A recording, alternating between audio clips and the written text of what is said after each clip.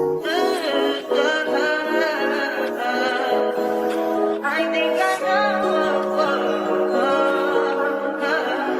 touch that 5 for you. I do that 3 more times again. I testify for you. Good morning, Spicy Shauna again. It's your girl Spicy Shauna coming back with you with another video. I call all my new subbies and subby subs. Spicy Shauna gang. Tell a friend coming over to Spicy Shauna channel so you get to know me. I get to know you. We're big one big happy family. Let me check this setting. I don't know why it's doing that. Hold on, y'all. Okay, I guess I was right. Happy Halloween, y'all. Today is the last day of, you can get out. Today is the last day of Vlogtober. I told y'all I was going to give y'all a story time. So I'm going to give y'all a story time. For the month of November, I'm wishing everybody greatness, wealth, healthy, prosperity, all that good stuff for the month of November, which is right tomorrow. So today is Vlogtober 31st. This is the last day that I will be doing Vlogtober. I really did it. I clapped my hands to myself. I pat myself on the back because I did that thing, y'all. So anyhow, story time. I think I gave y'all story time before, but for all my new subbies, I'm going to give y'all another one. I'm going to give y'all a story time of my upbringing as a child. So as y'all all know that my mother only had one kid, which is me, and she had me at the age of 19. My mother works for the United States Post Office, and she's been working there since I've been 5 years old. So she was living, I was born and raised in the projects. I have no guilt and shame about being raised and brought up in the projects. It has taught me a lot, like a lot. So I have no shame and game about me being raised in projects or nothing like that. I don't have no regrets whatsoever. So my grandmother was also from the projects as well. So my mother used to live with her mother, and when my mother first got the call that she was about to be working, her shift was from 4 p.m. to 12 a.m. She didn't want to take on the responsibility because she was like, my daughter. Yeah, she was like my daughter. I have a kid. I don't, she was attached to me because, I'm her first and only. She was so attached to me that she didn't want to let me go. I'm going to make sure that this story time is not long and boring, okay? So her mother told her, you have to do what you have to do. Sometimes you have to sacrifice and do what you have to do for your child. Because my granny had 8 kids, so she put that work and that time in to raise all her 8 kids. So my mother took on that responsibility. My grandmother saw that my mother was like coming home tired. She got to get me fed and change my pamper, feed me, do that. Then she got to get up, go to work, And then my mother had applied for her own apartment because she, wanted to be independent with a child, for herself and her only child. So the projects I called her for a 1-bedroom apartment, and she took it on, and it was a little distance from my grandmother's house, but my mother still decided to take on that responsibility of raising me and being on her own and going to work, stuff like that. So at the time, my father was a part of my life and a part of her life, so of course he was there to help her out. Let me start pulling off now because these cars is like fucking my nerves. Go ahead, RoboCop. Right, so my dad was there to help, whatever, but he had to work as well. So my mother, my granny was like, all right, bring her here. Listen, this is a sacrifice that you're going to have to do. You are going to have to leave her here during the week, and the days that you have off, you can take her home because you're doing too much right now, and I can see that it's tiring you. My mother was my granny's 5th child.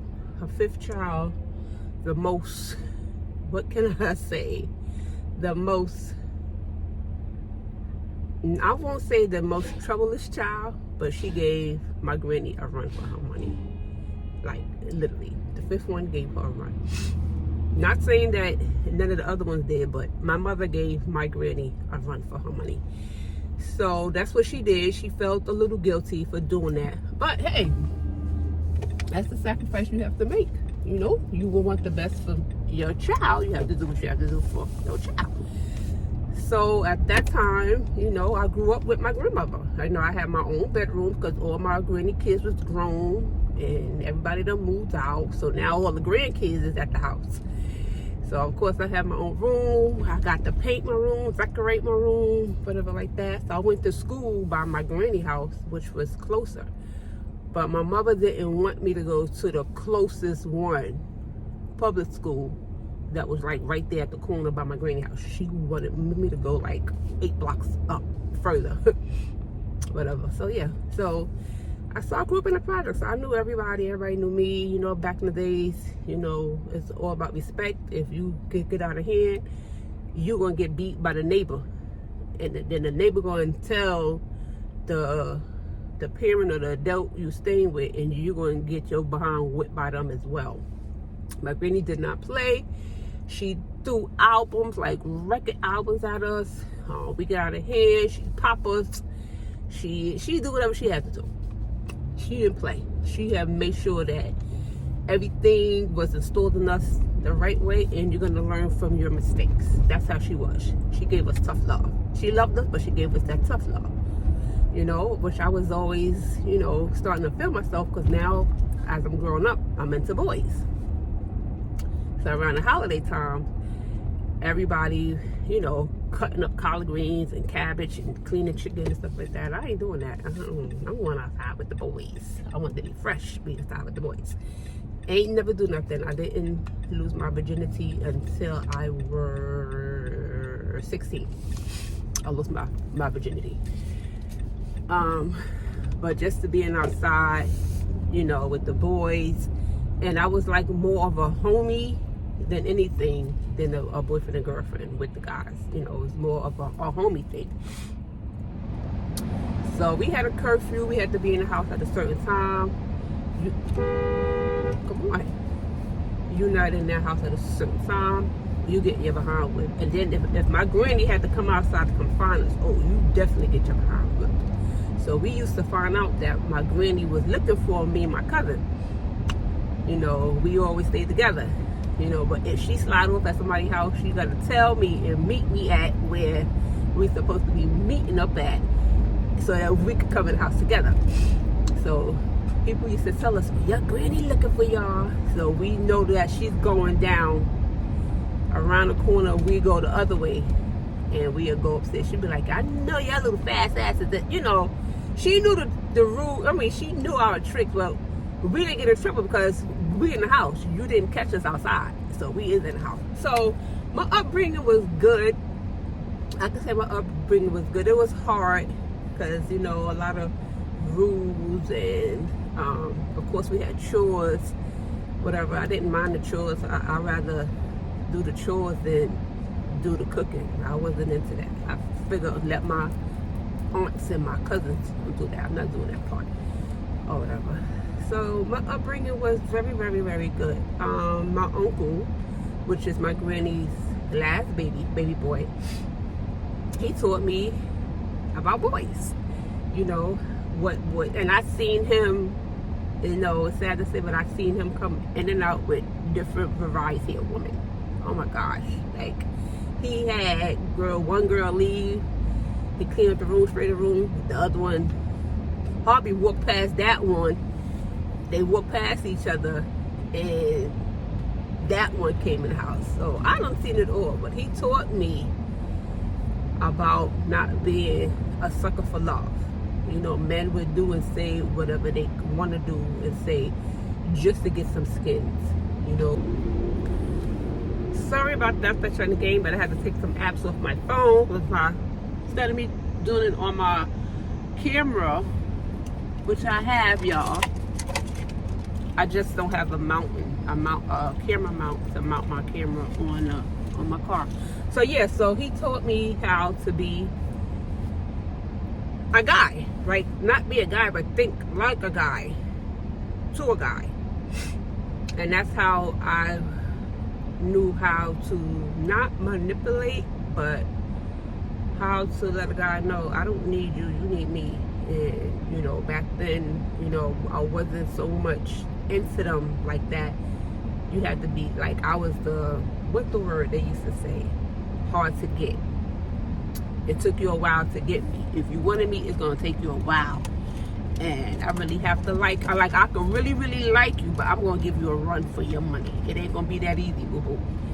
And the same way how guys, you know, had different females, mangoes, how guys had different females, why come girls can't, come on, what are you doing, you big bozo?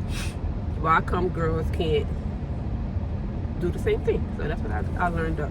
I wound up doing. Yeah, I had a boyfriend, and I had a friend and a friend and a friend and a friend. By the time I became sexual active, you know, you're in love with that one guy, but he cheated on you, and I made his life a living hell. He regretted cheating on me. So you cheated on me. I started talking to one of your friends. But it wasn't a friend like a friend that you hang out with. It was like a friend that you knew. Oh my God. He thought that was the end of the world. You had a baby on me. So how you getting mad at me and mad at the guy? The guy didn't know anything that I was dating you. Like, I used to date you. Because once I found out that he had a baby on me, I broke up with him. And he wasn't used to girls dismissing him. He wasn't used to that. Well, thanks to my uncle, he have taught me, you know, the ins and outs. And I'm grateful and thankful for that. People don't know how to draw, y'all. So the guy that I was dating, his friend, he didn't know that I was dating him. And remind you, this is my first love. And I made his life a living hell, because now I'm dating your friend, and I'm gonna make you mad. I'm gonna make you mad because, you know, he had, you know, the boyfriend that had the baby on me, he had a car, and the guy, his friend, he had a car as well. So when his friend came to come pick me up, and, you know, from my granny house, it was like the boyfriend that had the guy that had the baby on me, his building was behind my granny's building, so he saw everything. And when he used to see us from his apartment, he used to come downstairs, act like he driving, but he would like ease, like slow down and drive past us, or like that. And one day when I was going home to my mom,